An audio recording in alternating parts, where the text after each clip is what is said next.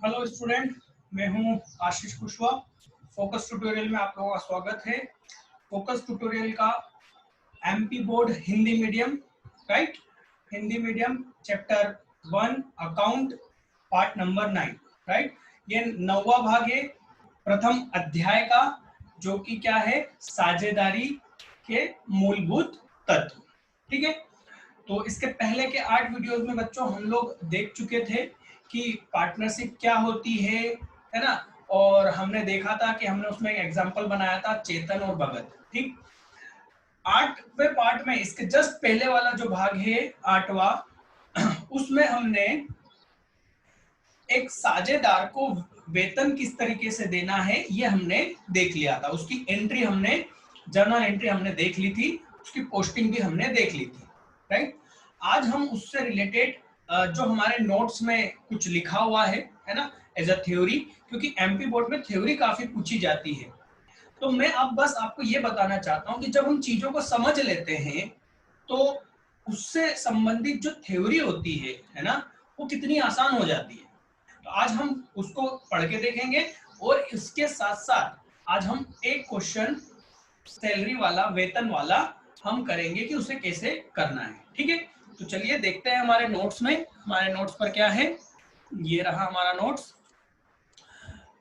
ठीक है, तो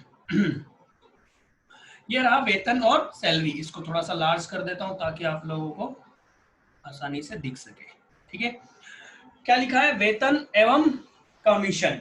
ठीक, देखो, सैलरी या कमीशन दोनों साझेदारी में है ना, साझेदारी फर्म में इनकी जो प्रकृति है एक ही है। ठीक, प्रकृति का मतलब क्या है, प्रकृति का मतलब है कि हमने कहा था कि जो साझेदारी जो सॉरी जो वेतन है वो बिजनेस के लिए एक्सपेंसेस नहीं है, वो एक्चुअल में फर्म का खर्चा है, या हम कहें वो लाभों का बंटवारा है, क्या है, लाभों का हिस्सा है ना। हमने देखा था कि चेतन भगत का 3 लाख का प्रॉफिट हुआ था इसके पहले वाले वीडियो में, और उसमें से 1,20,000 हमने किसको दे दिए थे, चेतन को सैलरी के नाम से दे दिए थे। वो जो लाभ हुआ था ना 3 लाख, उसका हमने क्या करा था, बंटवारा करा था, और उसमें से हमने जो उसका सैलरी के नाम से हमने चेतन को अलग करे थे। फिर उसके बाद जो बचा हुआ प्रॉफिट था जिसको हमने कहा था विभाज्य, है ना, विभाज्य लाभ, तो उसमें से हमने प्रॉफिट बांटा।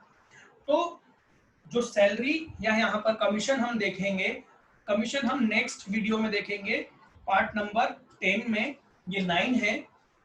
ठीक है, तो हम वहां पर सिर्फ या चलिए मैं थोड़ा सा यहाँ पर बता दूं कि कमीशन और सैलरी में कोई जर्नल एंट्री में कोई अंतर नहीं आएगा।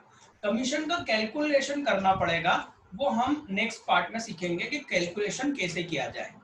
ठीक है ना। अदरवाइज या सिंपल भाषा में कहूं तो वेतन और सैलरी में अकाउंटिंग एंट्री में कोई अंतर नहीं आता है। जैसे हमने सैलरी की एंट्री करी, सेम वैसे ही सैलरी की जगह हमको क्या लिखना होता है, कमीशन। बस उसका कैलकुलेशन का तरीका अलग होता है। ठीक है ना, तो कैलकुलेशन का तरीका हम नेक्स्ट वीडियो में देखेंगे। आज हम यहाँ पर कुछ थ्योरी है बेटा। एमपी बोर्ड में ये प्रश्न इस तरीके से आ सकता है 2 या 3 नंबर में कि साझेदार का जो वेतन होता है या कमीशन होता है उसके अकाउंटिंग ट्रीटमेंट क्या होता है बताइए। तो हम उसके बारे में यहाँ थोड़ा बहुत लिखेंगे, फिर उसकी एक एंट्री लिख के बता देंगे। ये हमारा क्वेश्चन कंप्लीट हो जाएगा। तो देखिए क्या लिखा हुआ है, ध्यान से पढ़िए इसको। साझेदारों का वेतन व कमीशन, राइट, दोनों एक ही बात है, मतलब अकाउंटिंग एंट्री के हिसाब से दोनों एक ही चीज है। कमीशन यदि फर्म के कुछ साझेदार अन्य साझेदारों की तुलना में अधिक कार्य करते हैं, जैसे हमने बताया था चेतन भगत का। चेतन क्या कर रहा था, कुछ काम थोड़ा ज्यादा कर रहा था, मतलब वो पूरे बिजनेस को संभाल रहा था, भगत नहीं संभाल रहा था, तो चेतन ने क्या करा था, मांग कर ली थी, राइट। तो यहाँ पर भी हम इसको ये इसी रूप में देख सकते हैं। आगे क्या लिखा हुआ है, आगे लिखा हुआ है कि वो इस अधिक काम करने के उसमें क्या कर सकते हैं, कमीशन या वेतन की मांग कर सकते हैं, तो उन्हें वेतन या कमीशन के रूप में कुछ रकम दी जा सकती है। वैसे वेतन या कमीशन देने का प्रावधान साझेदारी संलेख में दिया होना चाहिए। ये बात हम पहले देख चुके। यदि साझेदारी संलेख में आपने लिखवाया नहीं है तो हम आपको वेतन या कमीशन नहीं देंगे। ठीक है, अनुबंध में लिखा होना चाहिए। अन्यथा अनुबंध के अभाव में, मतलब यदि साझेदारी संलेख नहीं है, में किसी भी साझेदार को वेतन या कमीशन नहीं दिया जा सकता। ठीक है, साधारणतः सक्रिय साझेदार को उसके अतिरिक्त कार्य के बदले वेतन या कमीशन दिया जा सकता है, जैसे कि चेतन को हमने दिया था, वो सक्रिय है बिजनेस में, है ना, एक्टिव है। चलिए आगे इसकी प्रकृति क्या बोल रहा है। प्रकृति देखें तो क्या बोल रहे हैं, एक साझेदार को वेतन या कमीशन लाभ का एक विभाजन है। मतलब हम यदि साझेदार को क्या दे रहे हैं, वेतन या कमीशन दे रहे हैं, तो वो एक्चुअल में क्या है, हम लाभ का बंटवारा का एक तरीका है, लाभ में से ही दिया है हमने, है ना, और लाभ के खिलाफ कोई व्यय नहीं है। इसका मतलब क्या हो, लाभ के खिलाफ व्यय नहीं है। याद करो मैंने कहा था मैनेजर या किसी भी कर्मचारी की सैलरी क्या होती है, खर्चा होती है, किसके विरुद्ध, उस साल के प्रॉफिट के विरुद्ध, याद है, इसलिए हम उसको लाभ हानि खाते में ले जाते थे। तो यहां पर ये यही कह रहा है कि साझेदार का जो वेतन होता है या कमीशन होता है वो बिजनेस के लाभ के विरुद्ध व्यय नहीं है, वो साझेदार के लाभों का विभाजन है। ठीक, इसका मतलब है साझेदारों को वेतन या कमीशन की अनुमति केवल तभी है, अनुमति मतलब उन्हें सैलरी या कमीशन दिया जाएगा जब पार्टनरशिप डीड में इसकी अनुमति दी हो। ठीक, और लास्ट लाइन ध्यान से देखो क्या लिखा है, फर्म को वर्ष के दौरान लाभ अर्जित करता है। यदि सोचिए, बात सोचिए, मतलब ये कह रहा है कि फर्म को यदि लाभ नहीं है तो आपको पार्टनर को सैलरी या कमीशन नहीं देना चाहिए। सही है ना, एम्प्लॉय को देना पड़ती है किसी भी हालत में, है ना, चाहे हमें प्रॉफिट हो या ना हो, उसको सैलरी देना पड़ेगी, इसलिए वो कहां जाता है, P&L में जाता है। पर साझेदार का लाभ या कमीशन क्या है, लाभ का हिस्सा ही है, इसलिए वो तभी दिया जाएगा जब लाभ होगा। ठीक है ना, तो ये बात आपको समझ में आई होगी। ठीक, अब इसमें हम देखें इसको एग्जाम्पल के रूप में। मान लो मैंने आपको कहा कि यार मैं एक बंदे को भेज रहा हूं, ए को, उसको 8,000 रुपए दे देना। आप उसको 8,000 तभी दोगे ना जब आपके पास में पैसा हो, उतना या उससे ज्यादा। यदि आपके पास में वो पैसा ही नहीं है तो क्या आप उसको दे पाओगे। तो सेम लॉजिक यहाँ पर वही है कि प्रॉफिट ही नहीं होगा तो हम सैलरी और कमीशन नहीं दे सकते। किसको, साझेदार। सर एक बात को आप कितनी बार तो कितने तरीके से समझाते हो बेटा, कोई सा भी एक तरीके से बच्चे को समझ में आ जाए, बस यही मेरा क्या रहता है, पूरी कोशिश। वैसे इससे भी ज्यादा तरीके हैं समझाने को, पर जिसको समझ में आ जाता है वो क्या होता है, बोर होता है, इसलिए मैं बहुत कम एग्जांपल लेता हूँ। चलिए आगे देखें, तो हम यहाँ देखेंगे, यहाँ लिखा है कि प्रत्येक साझेदार को दे वेतन, मतलब जो भी उसको वेतन दे, देखो कितना सही बोल रहा है, दे। याद करो इसके पहले वाले भाग में मैंने सैलरी की ड्यू करने की एंट्री बताई थी, उस ड्यू को हिंदी में क्या बोलते हैं, दे, मतलब दिया नहीं है, हम देंगे, है ना। तो जो भी उसको सैलरी देने का होगा उसका बहुत ही सिंपल तरीके से प्रश्न देगा कि महीने के हिसाब से देना है कि या साल के हिसाब से। परंतु कमीशन का जो कैलकुलेशन है वो कुछ गणना हमको करनी पड़ेगी, ये गणना हम कब देखेंगे, नेक्स्ट वीडियो में देखेंगे। अभी सिर्फ हम क्या देखते जाएंगे, सैलरी। ठीक है, तो सैलरी का जो एक क्वेश्चन है वो डायरेक्ट आपको मैं यहां पर लेके जा रहा हूं, ये रहा, आपको पेज नंबर 12 पर मिलेगा और वो है ये उदाहरण नंबर 13।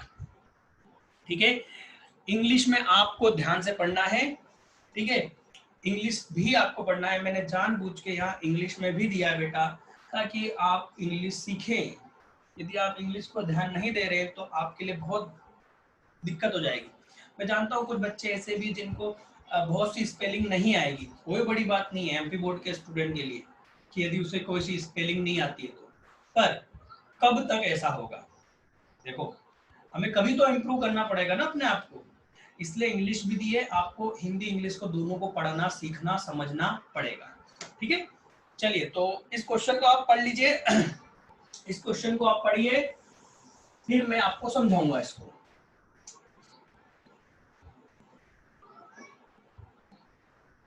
क्या दिया गया है, ए बी सी, ठीक है, एक फर्म में साझेदार है, ठीक है साहब। फिर क्या लिखा है, ए और बी को वार्षिक वेतन, मतलब एक साल का उनको वेतन देना है, प्रत्येक को, मतलब ए को भी और बी को भी 1,20,000। क्या दोनों को 1,20,000 देना है? दोनों को 1,20,000 1,20,000 देना है। पीए का मतलब क्या होता है, पर ईयर, मतलब हर साल या वार्षिकी, ठीक है बच्चों। इसके बाद में लिखा है प्राप्त करना है, प्राप्त करना मतलब उनको मिलेगा, ठीक है, ये बात पक्की है।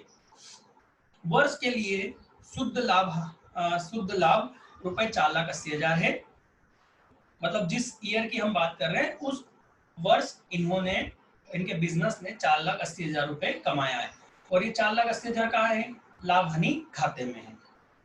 प्रत्येक साझेदार को दिए जाने वाले लाभ का हिस्सा निर्धारित करिए। आप बताइए कि तीनों पार्टनर को कितना लाभ मिलेगा। तो ये प्रश्न सिर्फ एक गणितीय प्रश्न है, मतलब सिर्फ इसमें कैलकुलेशन करके बताना है, बट मैं इसको सिर्फ गणितीय रूप से नहीं बताना चाहता क्योंकि वो तो बहुत सिंपल है ना। मैं इसको पूरा एक कंप्लीट क्वेश्चन करके आपको समझाता हूँ कि कैसे इसकी जर्नल एंट्री होगी, इसकी पोस्टिंग कैसे होगी, ताकि कल हम एक जब बड़ा क्वेश्चन सॉल्व करेंगे, बिल्कुल कल हम एक बड़ा क्वेश्चन लेंगे, तब हमें ये छोटी छोटी बातें ध्यान रहे, इसलिए मैं आज वो आपको बता रहा हूँ। चलिए तो हम स्टार्ट करते हैं। ये क्वेश्चन उम्मीद है आप लोगों ने नोट कर लिया होगा, है ना। इसकी समरी नोट कर लो, नहीं तो मैं इसकी समरी, इसको कैसे नोट करते हैं मैं आपको बता रहा हूँ। चलिए तो ये हो गए ए बी और सी, तीन पार्टनर हो गए। क्या इन लोगों का, ध्यान से देखो, प्रॉफिट शेयरिंग रेशो कुछ बोला है क्या, नहीं बोला है, जरा प्रश्न को पढ़ के देखो।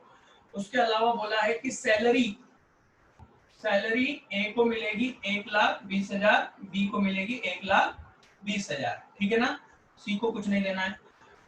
प्रॉफिट, इनका लाभ कितना है बेटा, प्रॉफिट 4,80,000, ठीक है। और ये प्रॉफिट कहाँ है, ये प्रॉफिट है लॉस अकाउंट में, ठीक। सर प्रॉफिट शेयरिंग रेशो तो दिया ही नहीं है। चलो अब समझ लो, जिस भी प्रश्न में आपको लाभ हानि अनुपात यदि नहीं दिया जाएगा, उसमें आप क्या करोगे, इन पार्टनर्स को प्रॉफिट बराबर बांट दोगे, ठीक है। ऐसा क्यों सर, ऐसा इसलिए कि माना जाएगा कि मान लो इन्होंने पार्टनरशिप डीड, साझेदारी सल्लेख में लिखना ही भूल गए, ठीक है ना। तो जब लिखना ही भूल गए तो क्या माना जाएगा कि बराबर है, ठीक है ना। तो यहाँ पर बराबर कैसे लिखा जाएगा, 1 1 1, ये हम इस बारे में पढ़ चुके हैं कि ये 1 1 क्यों है, ठीक है। जो बच्चा डायरेक्ट इस वीडियो को देख रहा है, इसके पहले के उस वीडियो उसने नहीं देखे, उसको कुछ भी समझ में नहीं आएगा। चलिए तो हम यहाँ पर, हाँ ये हमने लिख लिया है। अब हमको क्या करना है, देखिए अब हमको जर्नल एंट्री करनी है। किस चीज की जर्नल एंट्री करनी है, इस प्रॉफिट को एप्रोप्रिएशन में लाना है। चलिए तो फर्स्ट सबसे पहले हम क्या करेंगे, जर्नल एंट्री की जगह छोड़ेंगे, फिर हम P&L एप्रोप्रिएशन बनाएंगे, फिर हम कैपिटल अकाउंट बनाएंगे, ठीक। पर मैं उल्टा कर रहा हूँ, मैं उल्टा इसलिए कर रहा हूँ क्योंकि मेरे को बोर्ड को उस तरीके से मैनेज करना है, पर तुमको मैंने क्रम, आप लोगों को मैंने क्रम बता दिया है, ठीक है। हाँ सर थैंक यू, हाँ बेटा वेलकम, ये हो गया सर आपका। हाँ बेटा इसमें टाइम लगता है ना, इसलिए तो मैं फॉर्मेट पे ज़्यादा ध्यान नहीं देता हूँ, पर आपको फॉर्मेट पर ध्यान देना पड़ेगा बेटा, ठीक है। और फॉर्मेट कहाँ है, तो वो आपको कहाँ मिल जाएगा, कॉपी में अच्छे से नोट्स में मिल जाएगा। ये ABC के क्या है, कैपिटल अकाउंट है, ठीक है, इन तीनों के कैपिटल अकाउंट है। और यहाँ पर हम क्या बना रहे हैं, एप्रोप्रिएशन अकाउंट, लाभ हानि नियोजन खाता, ठीक है।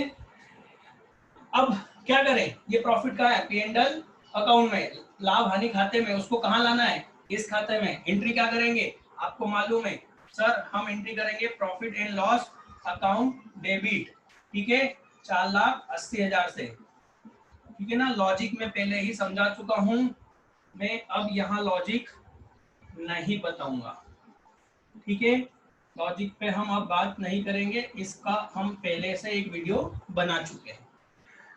प्रॉफिट एंड लॉस अकाउंट के क्रेडिट में ये प्रॉफिट है, इसलिए हमने उसको डेबिट कर दिया निकालने के लिए, और क्योंकि ये प्रॉफिट कहाँ ले जाना है हमें, एप्रोप्रिएशन अकाउंट में, उल्टा लिख दिया मैंने, एप्रोप्रिएशन अकाउंट में, इसलिए हम एप्रोप्रिएशन को क्रेडिट कर देंगे। ये डेबिट हो रहा है तो ये क्रेडिट, तो यहाँ पर हम डायरेक्ट लिखेंगे by profit and loss account, ठीक है। Sir profit and loss account नहीं बना रहे, नहीं, वो हमको बनाना नहीं है, वो सिर्फ कल मैंने या इसके पहले हमने सिर्फ लॉजिक समझाने के लिए बनाया था, ठीक है। ये हो गया। अब क्या करेंगे, इसको हटा रहा हूं मैं। अब सर हम सैलरी देंगे, ठीक, तो सैलरी देने की एंट्री क्या होगी, पहले हम सैलरी को ड्यू करते हैं, याद करो अभी मैंने कहा था दे, है ना, दे मतलब अभी हम उसको दे नहीं रहे, हम हमारी लायबिलिटी बना रहे हैं। तो एक तो क्योंकि ये फर्म के लिए खर्चा है ना, या ये लाभ का एक नियोजन है, तो लाभ क्रेडिट होता है तो उसका नियोजन क्या होगा, डेबिट होगा। या ये मान लो कि फर्म का खर्चा है तो क्या करेंगे, डेबिट, ठीक है ना। तो सैलरी, इसको हम ऐसा लिखेंगे, सैलरी अकाउंट, सैलरी टू ए, है ना, सैलरी टू ए को सैलरी अकाउंट डेबिट, ठीक, कितनी, 1,20,000, ठीक।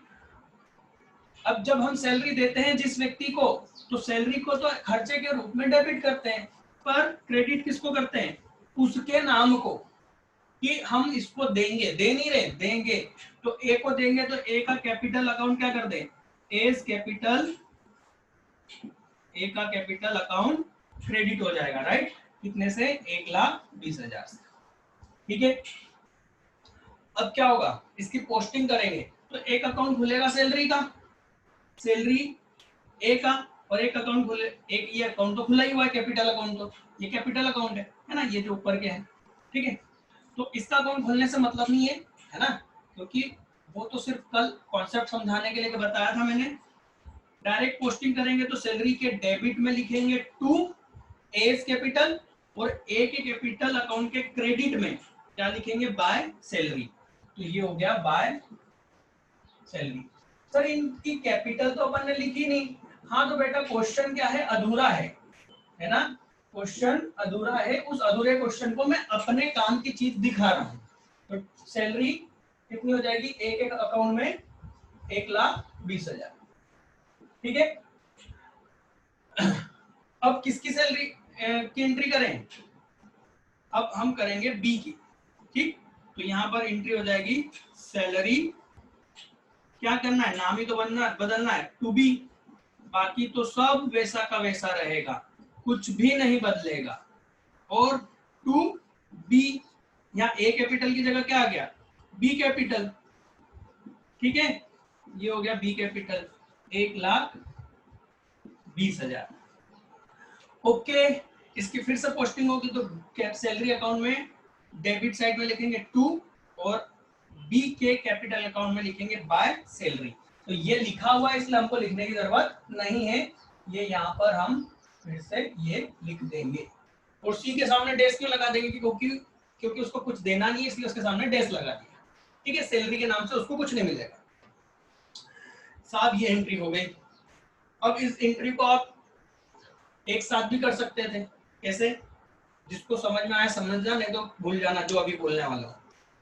इसको भी डेबिट करो 1,20,000 से, इसको भी डेबिट करो 1,20,000 से, और इन दोनों को क्रेडिट कर दो एक, ये भी एक तरीका, ठीक है। अब क्या होगा, देखो, क्योंकि सैलरी क्या है, सैलरी का अकाउंट खुला हुआ है, इसलिए सैलरी के अकाउंट को बंद करना पड़ेगा। और देखो यहाँ पार्टनर के कैपिटल अकाउंट को तो हमने क्रेडिट कर दिया, मतलब हमने हमारी लायबिलिटी को बढ़ा लिया, वो देखो पहुंच गया, हमको इसको देना है, हमने ऐसा बात कर ली, ठीक। पर अब ये जो सैलरी का अकाउंट खुला है इसको हमको बंद करना पड़ेगा, और ये सैलरी में जो इकट्ठा हुआ है पैसा कितना 1,20,000 1,20,000, वो कहाँ भेजना है, इस लाभ के विरुद्ध करना है ना। तो इस लाभ के विरुद्ध ले जाएंगे तो P&L को डेबिट कर देंगे। लॉजिक में पहले कल बता चुका हूं, आज सिर्फ एंट्री बताना है, ठीक है। तो ये मैं हटा रहा हूं, ठीक। सर हटाओगे तो हमको समझ में नहीं आएगा, अरे यार बेटा ये देख ले, चल मैं नीचे यहाँ लिख रहा हूँ, यहाँ देख, उसको डेबिट करना है ना। तो profit and loss appropriation account debit, ठीक। सर कितने से देखते हैं, पहले सैलरी किसको, ये सैलरी टू ए कितनी दी थी सर 1,20,000, ठीक है। और इसके बाद में ये वाला हो गया, अब ये टू सैलरी बी कितनी 1,20,000, ठीक है। अब इन दोनों का टोटल यहाँ लिख दो 2,40,000। बात समझ में आई। इस एंट्री से क्या हुआ, इस एंट्री से ये जो सैलरी अकाउंट यहाँ पर खुला था बंद हो जाएगा। ये देखो ये डेबिट हुआ, ये डेबिट हुआ, ये क्रेडिट हो गया, क्या हो गया, वो अकाउंट बंद हो गया, ठीक है। अब इस एंट्री की पोस्टिंग करेंगे तो ये तो अकाउंट बंद हो गया। अब P&L एप्रोप्रिएशन में क्या करेंगे, profit and loss appropriation account में डेबिट करेंगे, है ना, डेबिट करेंगे इन दोनों का नाम, ठीक। ये प्रॉफिट एंड लॉस अकाउंट और उसका ये डेबिट, क्या लिखूं मैं यहाँ, टू सैलरी, ठीक, सैलरी, बस टू सैलरी, और ये अंदर वाला कॉलम रहेगा इसका, और यहाँ पर लिख दूंगा ए बी।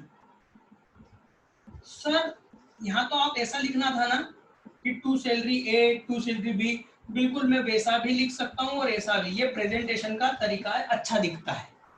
तो मैं सीधे to salary A 1,20,000, to salary B 1,20,000 लिख सकता था, ठीक है ना। ये दोनों का टोटल आ गया, ठीक है, ये हो गया। तो ये सही तरीका है, ठीक।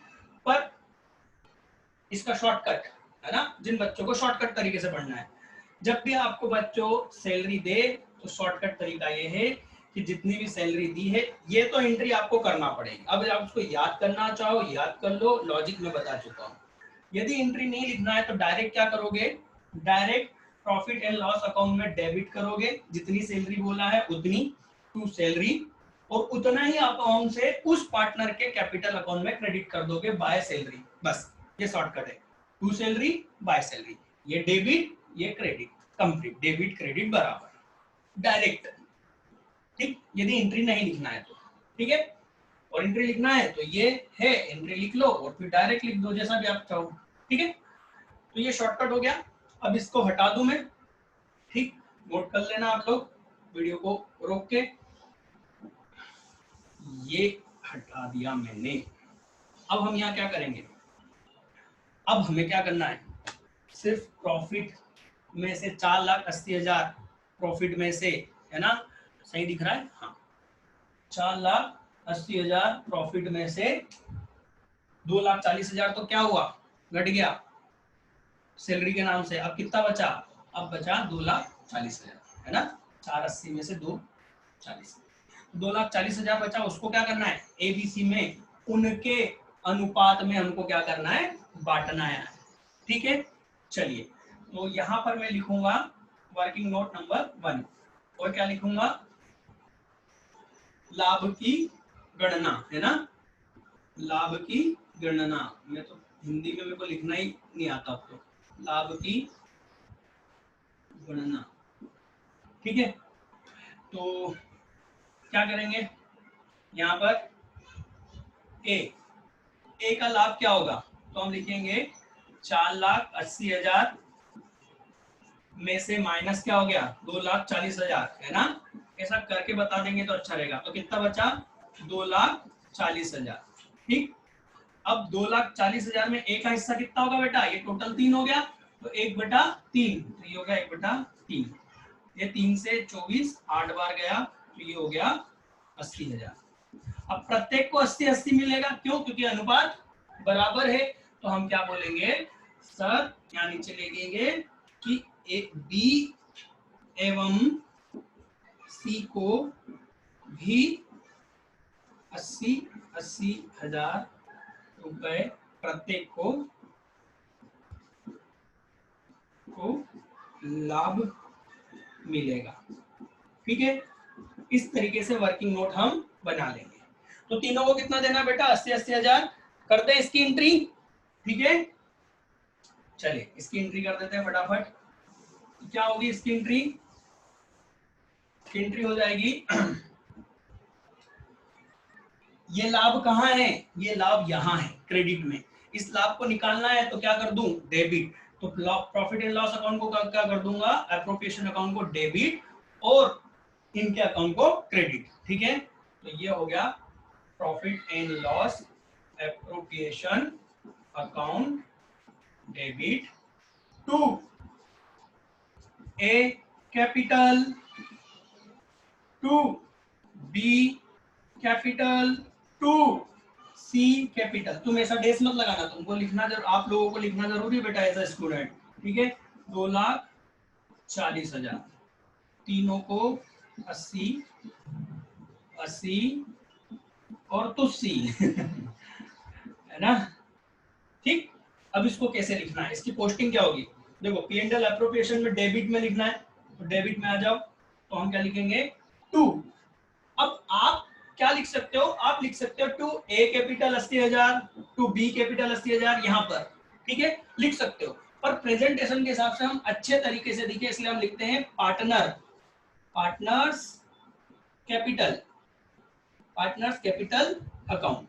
तो हम लिख रहे हैं कि पार्टनर्स के कैपिटल अकाउंट में। अब किसके, तो ए के 80,000, बी को 80,000 और सी को 80,000। ठीक है बच्चों, तो ये इस तरीके से प्रेजेंटेशन रहेगा। और बाहर वाले कॉलम में कितना लिख देंगे, 2,40,000। ठीक, अब तुरंत जब यहां लिखा तो तुरंत आप यहां पर भी लिख दो, सोचो मत और कुछ करने मत बैठना। जैसे ही डेबिट करा वैसे क्रेडिट करो, फिर बाद में कुछ और करेंगे। ठीक है, ये मेरी बात ध्यान से सुन लो। ये डेबिट करा, फटाक से आ गए by profit and loss appropriation. ठीक, और यहाँ लिख देंगे प्रॉफिट। ये क्या दे रहे हैं हम, प्रॉफिट ब्रैकेट में। तो सभी क्या खाते में, ये 80, ये 80, ये 80,000। ठीक है, ठीक, यहाँ क्वेश्चन पूरा हो जाएगा। इस दोनों को क्या करोगे, 4,80,000 लिख देना, यहाँ 4,80,000 हो गया, ये कंप्लीट हो गया। और इसको हम अभी बैलेंस नहीं निकालेंगे क्योंकि क्वेश्चन अधूरा है, हमको कैपिटल नहीं मालूम थी। ठीक है ना, तो ये पूरा क्वेश्चन इस तरीके से किया जाएगा। इससे भी और पूरा फाइन तरीके से अपन करेंगे कल। ठीक है, यहाँ सिर्फ सैलरी को आपको बताना था। अब कल हम कमीशन देखेंगे, बट बेटा कल सिर्फ मैं कमीशन का कैलकुलेशन समझाऊंगा और एक पूरा क्वेश्चन जिसमें सैलरी भी होगी कमीशन भी होगा। और हम वहां बिल्कुल भी लॉजिक नहीं बताएंगे। आज भी मैंने फिर भी बहुत सारे लॉजिक बताए हैं। ठीक है ना, हम वहां फास्ट पूरे क्वेश्चन को करेंगे क्योंकि एक बड़े क्वेश्चन को करने में टाइम लगता है। ठीक है ना, तो कल हम कमीशन पे देखेंगे। जो बच्चे नोट्स चाहते हैं वो गूगल प्ले स्टोर से फोकस ट्यूटोरियल इस नाम का आपको लोगो मिल जाएगा, फोकस ट्यूटोरियल डाउनलोड करें। ठीक, और वहां से फ्री स्टडी मटेरियल में ये सारे वीडियो जो आप देख रहे हैं ये भी मिल जाएंगे। और आप यदि लाइव क्लासेस बेटा ज्वाइन करना चाहते हैं तो उस पर मैसेज, उस पे आपको मैसेज ऑप्शन मिलेगा, चैट पर आप मुझे बोलें कि सर मुझे लाइव क्लासेस ज्वाइन करना है, तो मैं बच्चों आपको लाइव क्लासेस के लिए एक कॉल करूंगा और फिर आपको ज्वाइन कर लूंगा। स्टूडेंट वेरिफिकेशन करने के बाद में हम आपको ज्वाइन कर लेंगे। ठीक है, तो मिलते हैं अब नेक्स्ट वीडियो में, पार्ट नंबर 10, ये था 9। Okay, thank you.